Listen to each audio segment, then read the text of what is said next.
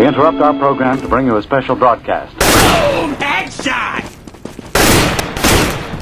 Hey, it's Clay. How are you guys doing? And today is an exciting day because Planetside 2 has officially launched.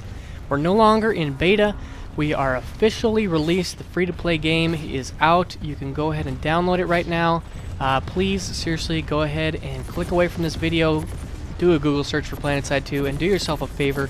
Sign in and play this game because it is amazing and I'm really excited about it. I started a character on the Vanu Sovereignty and I've been really having a good time playing this game. This is, I believe, on Amerish.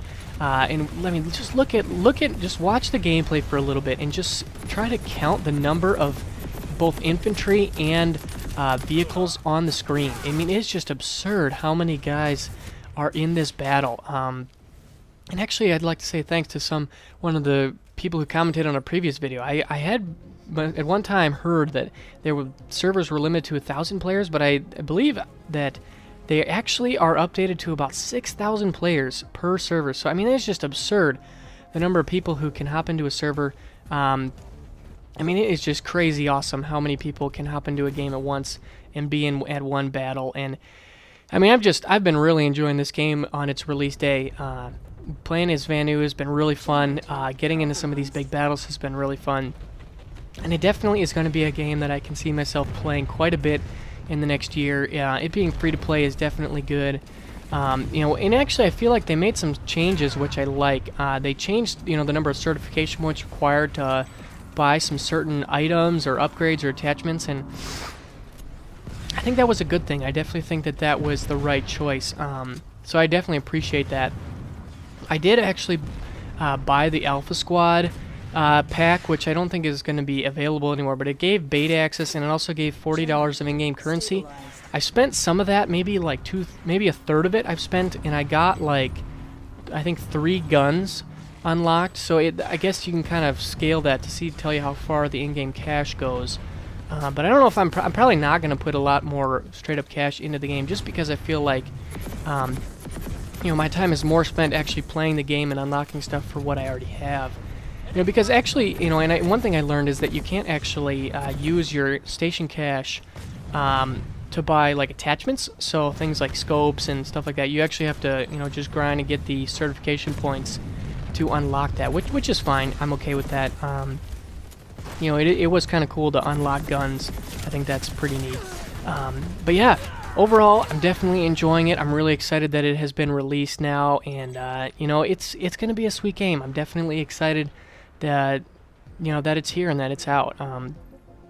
You know, and I definitely feel like they made some really good changes. You know, with Planetside 2, they definitely upgraded a lot of the interface, a lot of the, you know, overall player experience. You know, even things like when you got to get into a game, there's a little you know, sequence that kind of gives you a little bit of a heads up about what it's like to be in the Vanu Sovereignty, and you know, it just makes it a little bit more of a holistic experience where you're actually, you know, a part of this army and this team, and you're actually, you know, fighting for a cause and for a reason.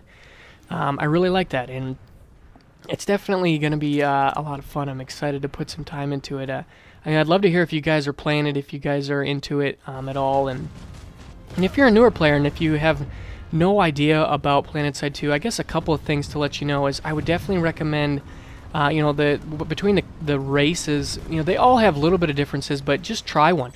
You can create multiple characters. You can create, you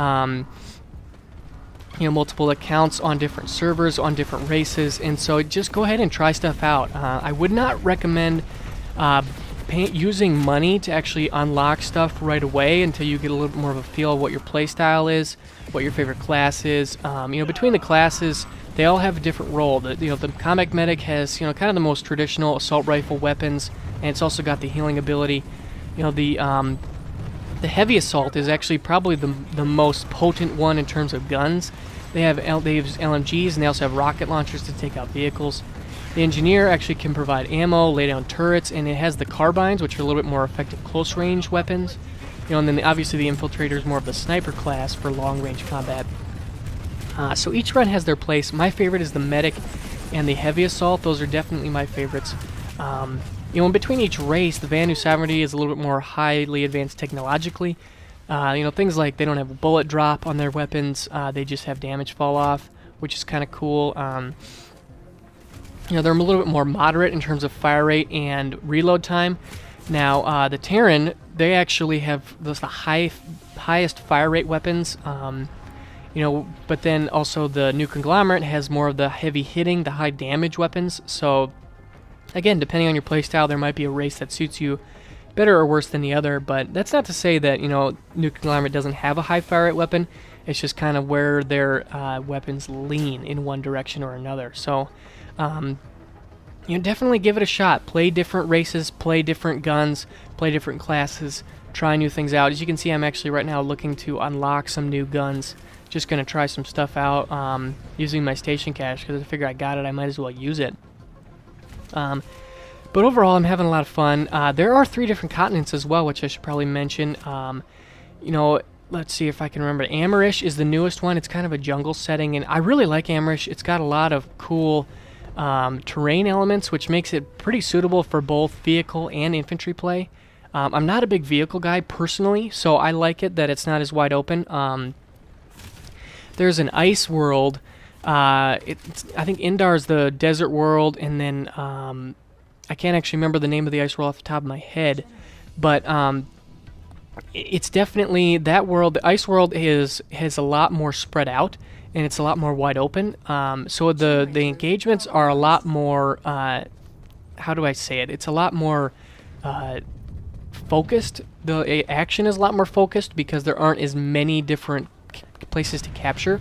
So people tend to get more focused on certain areas. And also vehicles do very well just because they're, like I said, it's very wide open. And then the desert map, I believe it's called Indar, is actually a little bit more balanced. There's a little bit more checkpoints, but it's also a little bit more open. So, each of them has a little bit of a different feel. You just kind of got to hop in and try one out. And you can actually move from continent to continent. And sometimes I'll do that just because, if I'm playing Vanu might be doing really well on a certain continent, but not as well on another one. So I might go to the continent where they're not doing as well to try to balance things out a little bit more. And I've been really enjoying that as well. Also, sometimes it depends on what kind of a squad I get in. So I definitely recommend that you guys try to get into squads or platoons. If you go to the map view, one of the tabs on the bottom row is actually the social element, and you can join a squad. I would definitely recommend doing that.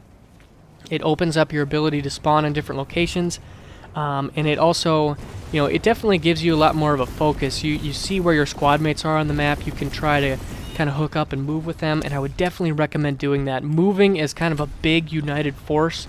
When you're moving out with like 20 tanks and 200 infantry guys and to secure one location like we're doing right now, I think this is where the game is most fun. You can play as a lone wolf. It's not as encouraged, but you can definitely do it. And sometimes I'll do that. I'll kind of go as solo, and I'll use my own spawn beacon and try to kind of capture some more of the secondary points.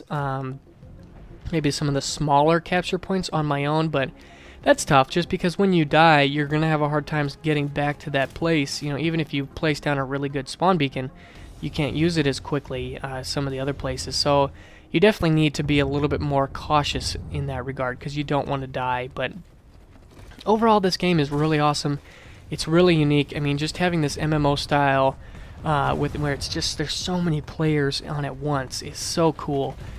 Just look at how many guys are on the screen right now. It's just crazy how many teammates are here. We're all kind of pushing towards one united objective, and it's definitely cool.